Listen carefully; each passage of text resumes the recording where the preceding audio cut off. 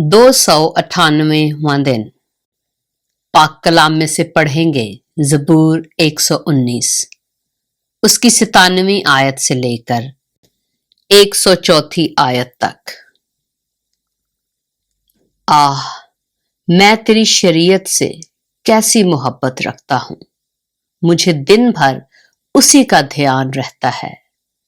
तेरे फरमान मुझे मेरे दुश्मनों से ज्यादा दानिशमंद बनाते हैं, क्योंकि वो हमेशा मेरे साथ हैं। मैं अपने सब उस्तादों से अक्लमंद हूं, क्योंकि तेरी शहादतों पर मेरा ध्यान रहता है। मैं उम्र रसीदा लोगों से ज्यादा समझ रखता हूं, क्योंकि मैंने तेरे कवानीन को माना है। मैंने हर बुरी राह से अपने कदम रोक रखे हैं, ताकि तेरी शरीयत पर अमल करूं। मैंने तेरे अहकाम से किनारा नहीं किया, क्योंकि तूने मुझे तालीम दी है।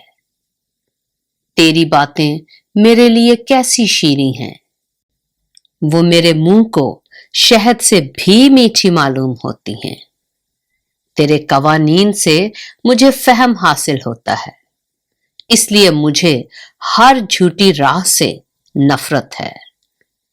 पाक कलाम के पढ़े और सुने जाने पर खुदावंद की बरकत हो।